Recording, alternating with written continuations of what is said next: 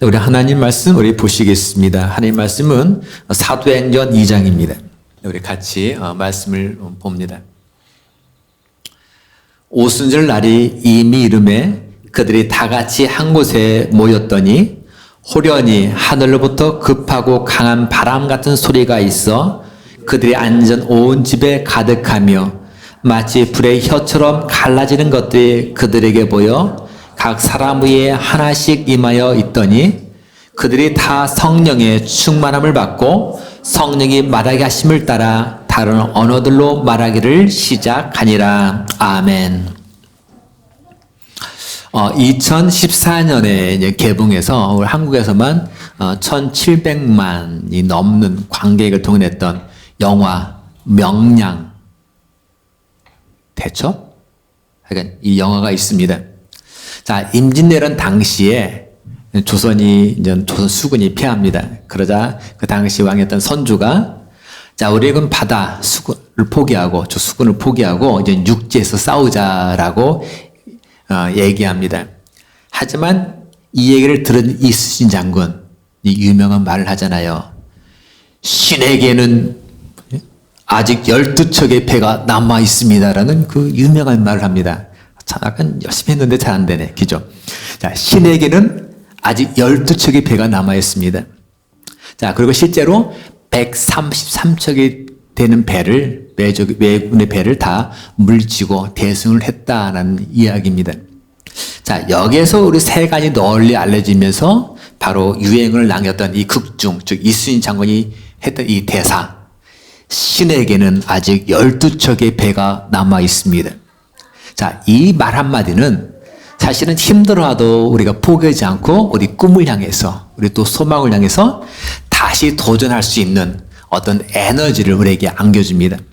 그리고 우리 가슴 깊이 그 깊은 인상을 이 표현 자체가 남겨주었습니다. 자, 이 표현이 인기 있으니까 여기저기에서 이 말을 패러디한 해서 우리 주변에 소개되기 시작했습니다. 그 중에 하나가 이런 게 있더라고요. 신에게는 아직 12kg의 지방이 남아 있습니다. 자, 이거는 어느 서울의 한 헬스클럽에서 배포한 홍보용 전단지가 이렇게 만들었다 그래요. 신에게는 아직 12kg의 지방이 남아 있다. 더군다나 명량이라는 그 제목 대신에 여기는 감량이라는 또 단어를 붙여가지고 이거를 또 우리들에게 본인이라고 또 웃음을 이렇게 만들어 줍니다.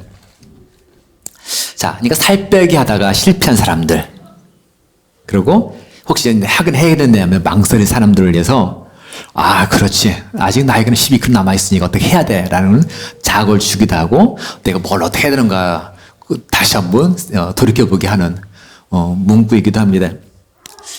자, 그렇습니다.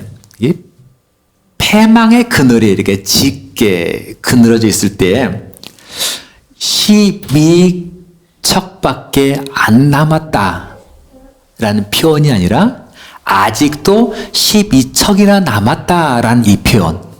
그죠? 아직도 우리 12개 배가 남았습니다. 이 표현은 사실 우리 모두에게 큰 소망의 물결을 불러일으킵니다. 지금 제자들의 상황이 바로 그랬어요. 자, 자신들이 그토록 믿고 따랐던 예수님이 오늘 십자가에 달려 돌아가셨단 말이에요.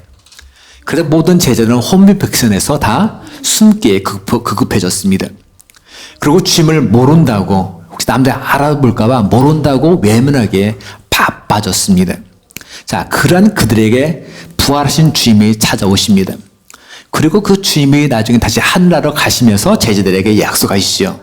내가 너희를 위해서 보혜사 성령님을 보내주겠다. 성령님을 보내주도 약속합니다. 근데 그 약속은 그냥 어쩌면 깜깜한 그 동굴 속에 갇혀있는 이런 우리들에게 조그만 어떤 한 빗줄기, 핫줄기 빗줄기처럼 그들의 마음을 같이 뻥 뚫리게 해주었습니다. 자, 그래서 여기에 그 한 가닥의 그 희망의 끈을 놓지 않고서 예수님이 하시는 그 약속, 성령을 보내줄 거야? 라는 그 약속을 붙잡고 매달리는 사람들이 바로 120명이었습니다. 자, 이들 120명은 마가다락방에 모여서 날마다 기도합니다. 함께 격려합니다. 동일한 소망을 품습니다. 그러면서 기도에 힘썼습니다. 자, 근데 그런 가운데 어느 날 놀라운 일들이 그 사이에서 벌어집니다.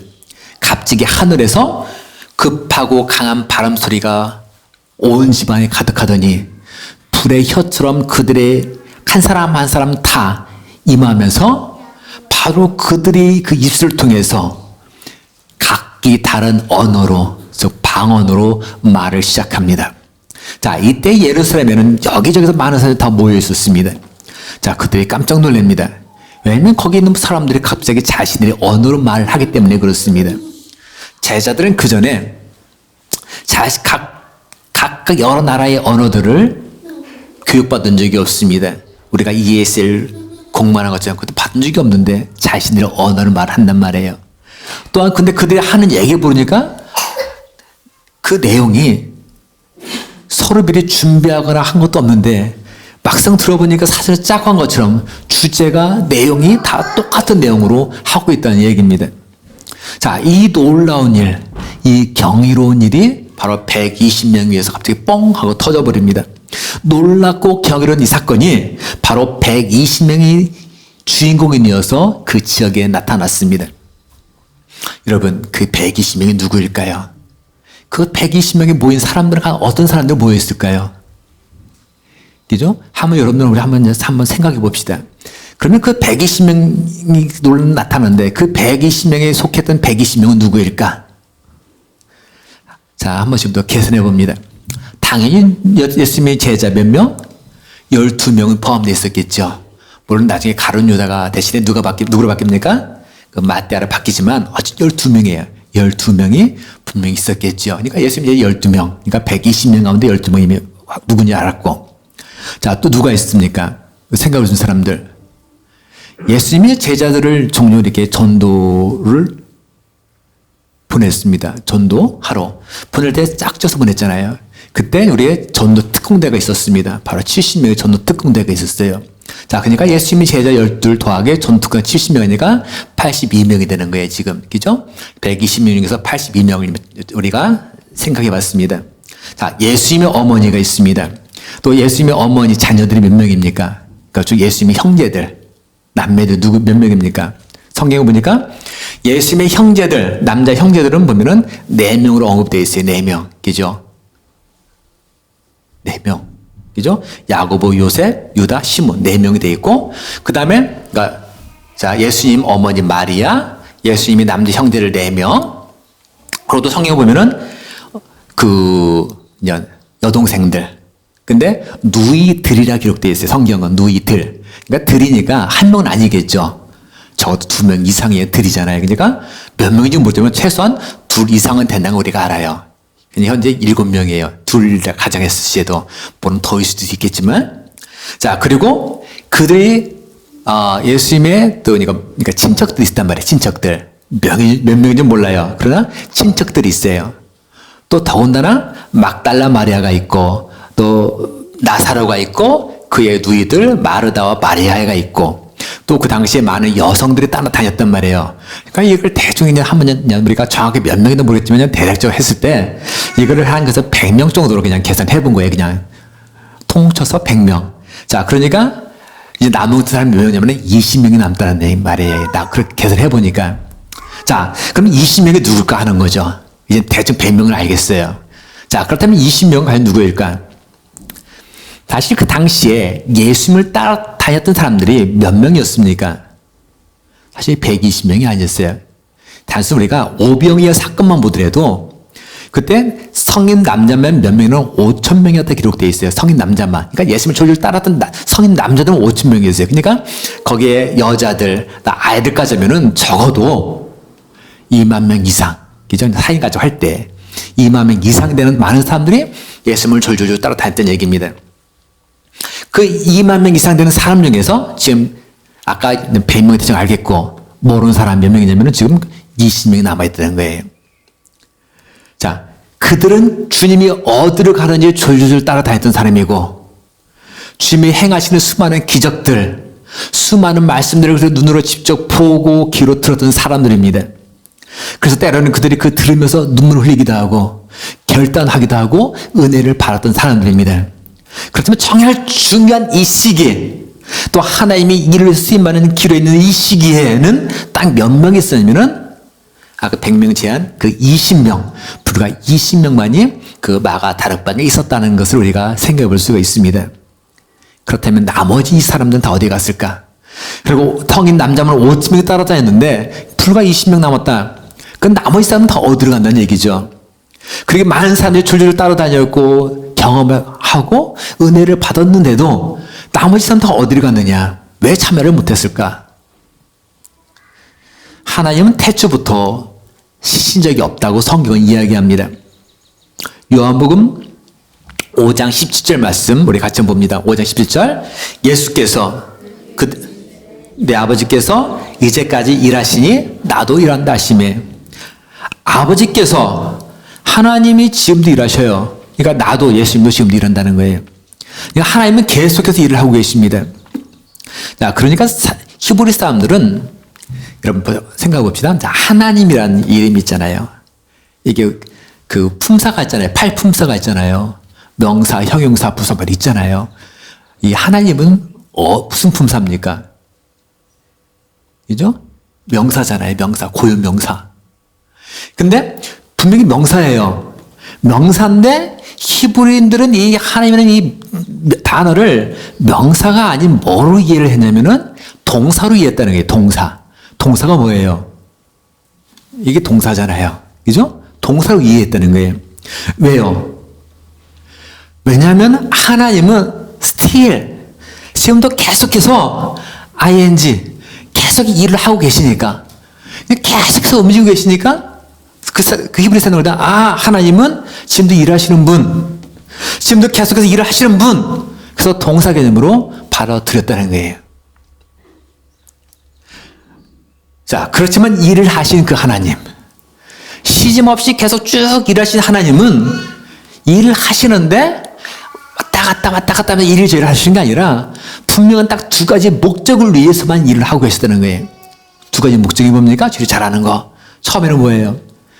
저와 여러분 모두를 다 구원하기 위한, 구속하기 위한, 우리 인류를 구속하기 위한 그 일을 위해서 하나님은 지금도 일을 하고 계신다는 거. 자, 그러면 또 하나가 뭐였습니까?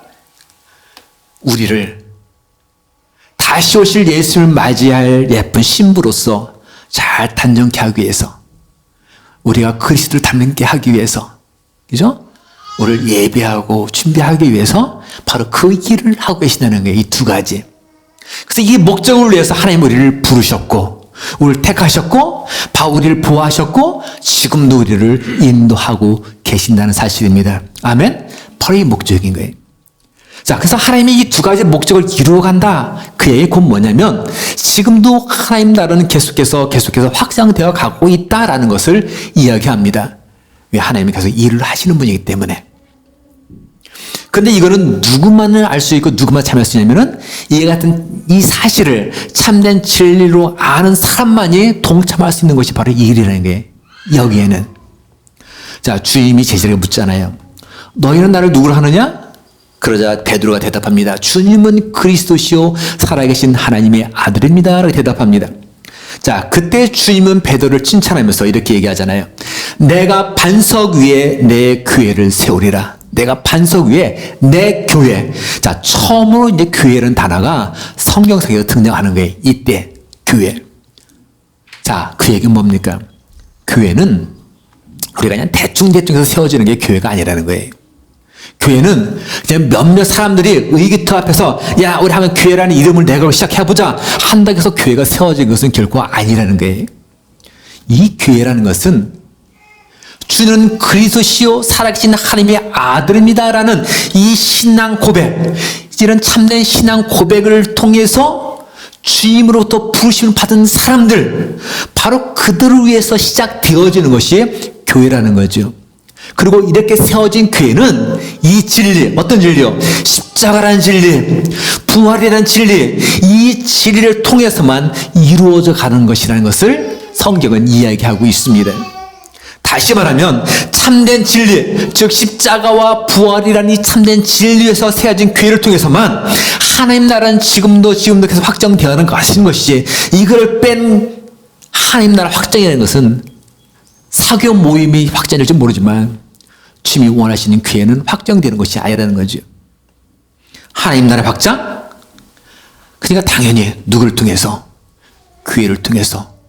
쉽게 말하면 주님은 그리스도시요 살아계신 하나님의 아들입니다라고 고백한 바로 저희들을 통해서 지금도 확장되어져가는 과정에 있다는 것을 믿으시기를 바랍니다.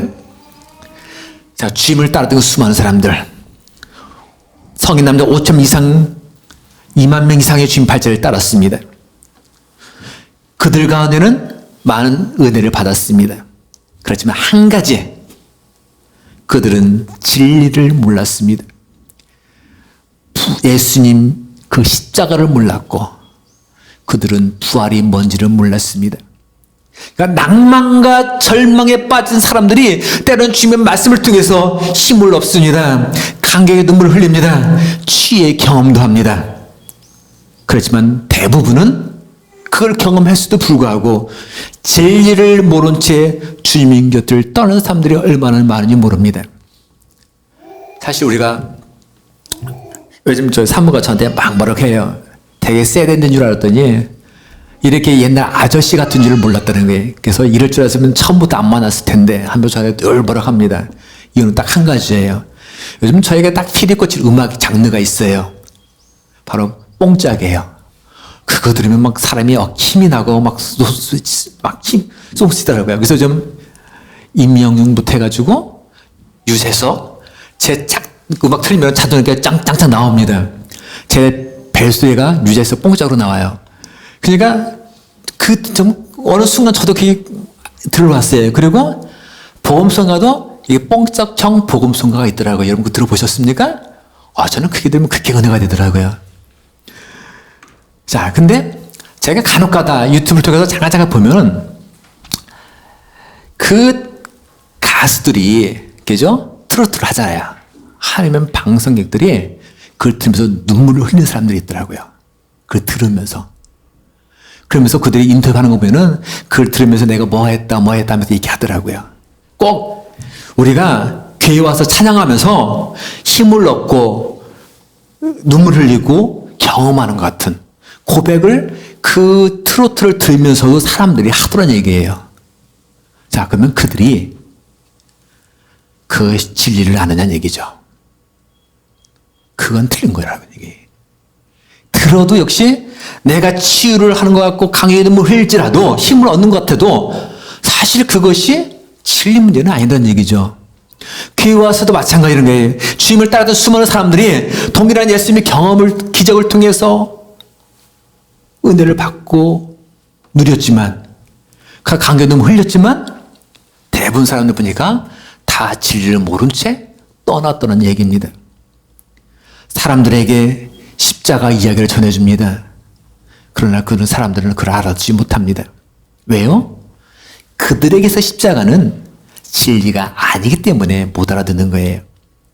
보통 사람들의 경우 그들이 갖고 있는 진리가 뭐냐면은 바로 눈앞에 놓여있는, 눈앞에 펼쳐져 있는 바로 현실, 그것이 그들의 진리가 되기 때문에 그렇습니다.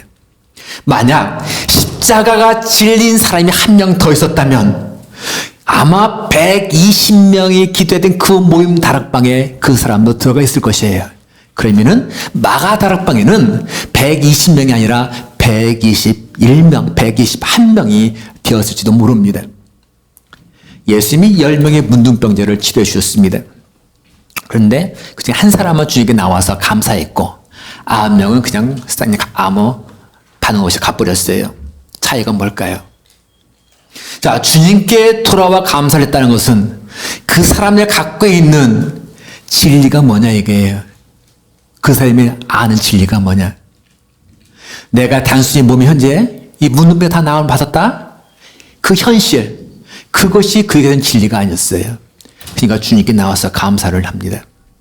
하지만 이 9명에서의 진리는 현이 내 몸이 다 나았네라는 그 사실 자체, 그 현실 자체가 그들의 모든 것이기 때문에, 그들의 그 만족이기 때문에, 바로 그것이 그들의 진리였기 때문에 주님께 돌아올 이유가 없었습니다.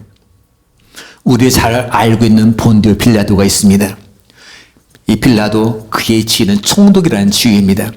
총독은 로마 정부가 바로 로마에 보낸 사람입니다. 그는 정치, 경제, 군사 모든 통치권을 다 갖춘 사람이기도 합니다.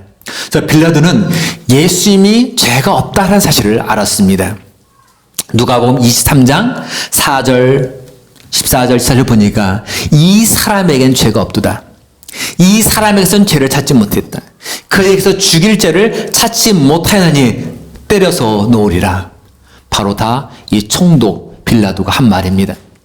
빌라도는 예수라는 사람이 죄가 없던 걸 알고 있고 자신이 총독이라는 그 위치가 있기 때문에 자신의 그 권위로 직위로 바로 그 예수님을 부활할 수도 있고 놓아줄 수도 있었지만 그는 여론에 밀려서 어떤 총독이라는 자신의 지위를 유지하고자 하는 그 목표 때문에 결국은 예수님을 죽음으로 내몰았습니다. 역사를 보면 예수님 그 사건 이전에도 보면 빌라도가 총독으로 거기 왔을 때 이미 그 지역에서는 큰 밀란이 2번이나 일어났었습니다. 그러니까 로마 정부가 경고를 한 거예요. 이 빌라도에게. 만약에 한 번만 더 밀란이 일어난다면, 반란이 일어난다면 너 이제 그 자리에 내려놔야 돼. 자, 그러니까 당연히 빌라도는 예수라는 사람이 죄가 없다는 걸 알고 있었음에도 불구하고 행여나 또다시 밀란이 일어나면 어떻게 돼요? 자신의 그 위치가 위태해지니까 거기 군중들이 원하는 대로 예수를 십자가에 받고 바로 살인자 바라바를 놔주는 일을 선택했습니다. 바로 빌라도에게 있어야 진리가 뭡니까? 눈앞에 보이는 현실이었습니다. 자신의 직위라는 총독이라는 직위라는 그 자리를 유지하는 그것, 그 현실이 그에게 있어서는 바로 진리였습니다. 그렇기 때문에 죄가 없으신 예수님을 바로 놓아줄 수가 없었습니다. 우리가 십자가의 이야기를 듣습니다. 그런 사람들 이해를 못합니다. 십자가를 받아들이지 못합니다. 그때 예수님을 따랐던 많은 사람들이 바로 120명 그 마가다락방 그 대열에 참여할 수가 없었습니다. 왜요? 그들의 지는 십자가가 아니라 바로 현실이기 때문에 그렇습니다. 주님을 따르다가 조금만 어려움이 조금 문제가 찾아와도 우리가 너무 손쉽게 주님을 버려두고 떠나는 그 현실을 우리는 따라갑니다. 하지만 120명 그 대열에 참여했던 특히 그 20명 그렇지 않았습니다. 바로 그들의 진리는 다른 게 아니라 여기 뒤에 있는 바로 이 십자가였기 때문에 그렇습니다. 이 사실은 바로 그들 모두를 다 어디로요?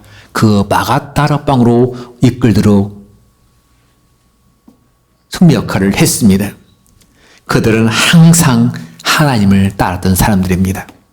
좋은 일이든 나쁜 일이든 그들은 상관하지 않았습니다. 여러분 한번 생각해 봅시다.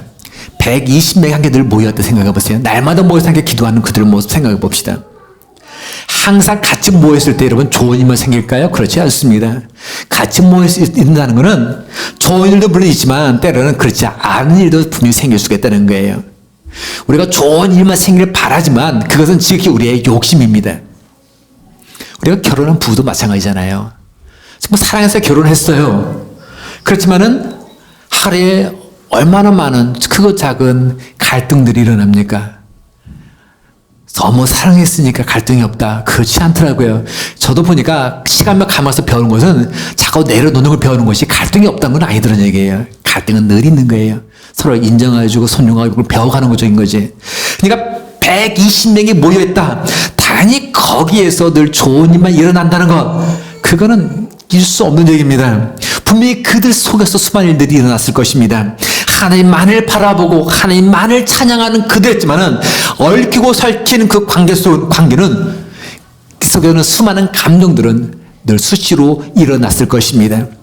하지만 분명한 것이 있습니다. 그런 가운데서도 그들은 주님을 끝까지 따랐다는 얘기입니다. 죽자 살자 주님만을 따랐다는 사실입니다.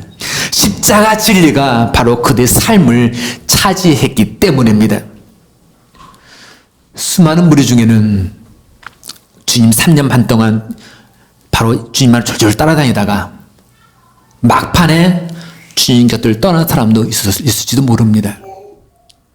교회가 세워지는 과정도 보면 좋은 일과 나쁜 일은 늘 일어납니다.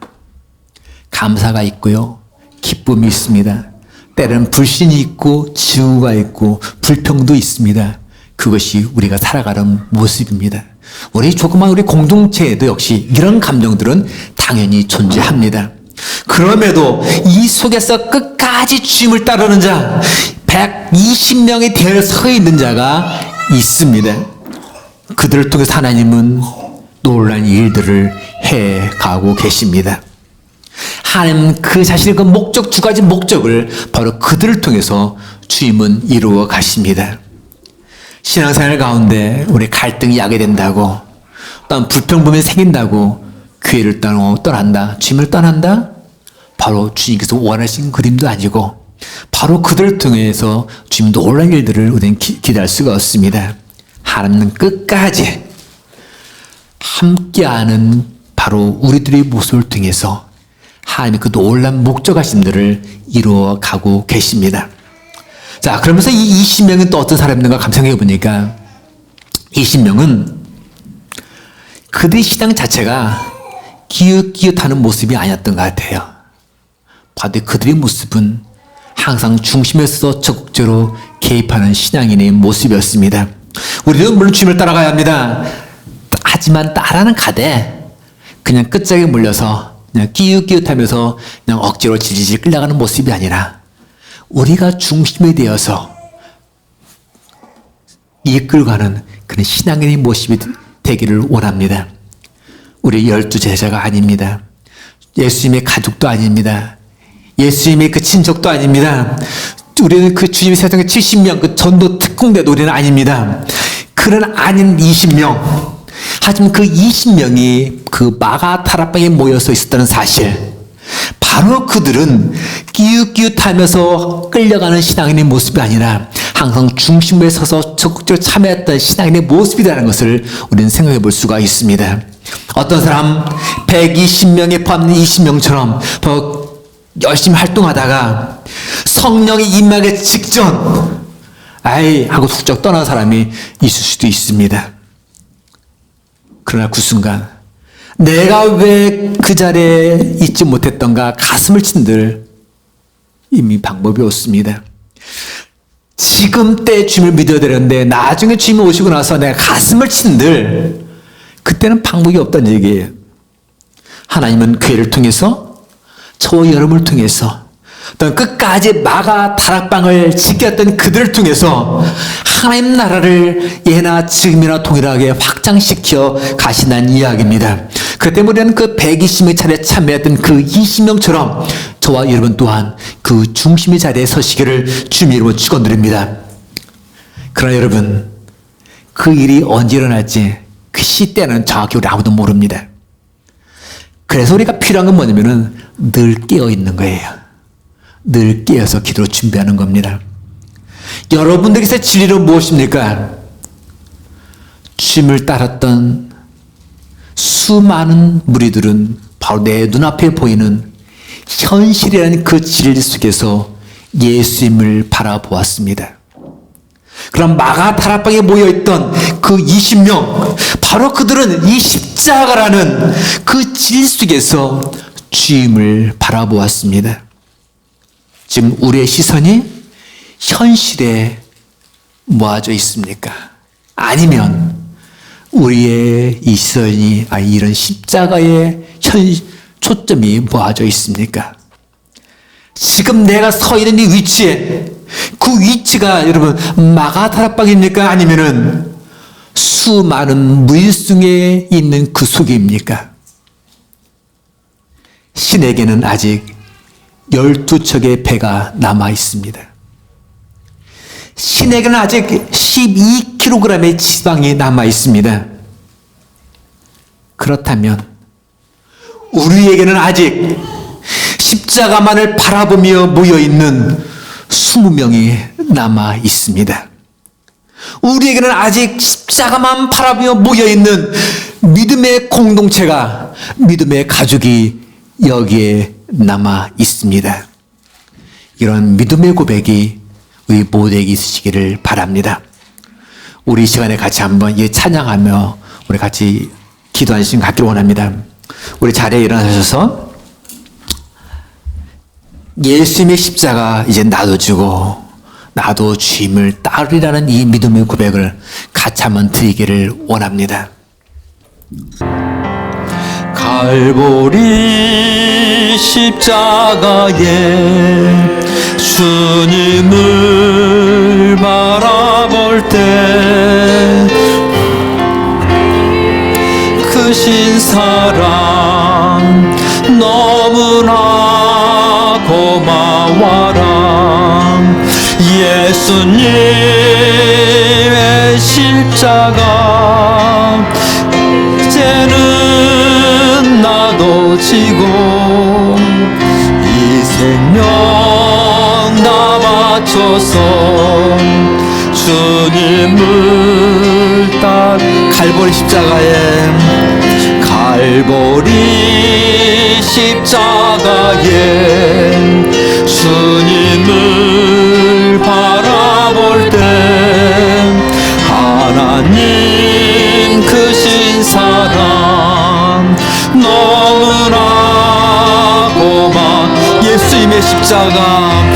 예수님의 십자가 이제는 나도 지고 이 생명 다 바쳐서 주님을 따라 예수님의 십자가 이제는 나도 지고 이 생명 다 바쳐서 주님을 우리 시간 같이 한번 기도하기 원합니다. 주님, 이제 나의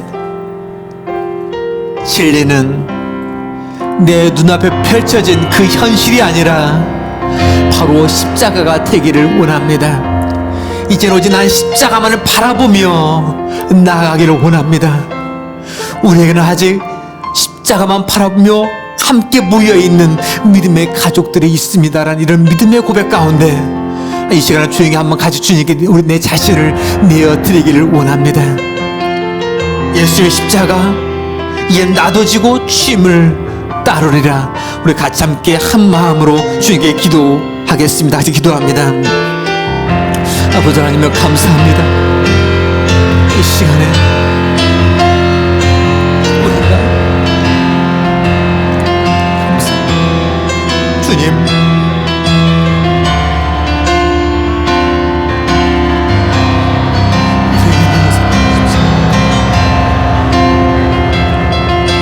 우리의 진리는 지금까지 우리의 현실이었고 내 눈에 보이는 그 모든 것들이었지만 이제는 그 십자가, 주님의 그 십자가가 우리의 참된 진리가 되게 하여 주옵소서. 오직 십자가 외에는 어떤 것도 우리의 믿음의 고백이 될 수 없음을 우리가 깨닫게 하시고 우리의 입술을 고백하게 하옵소서. 아버지께서 함께 하시고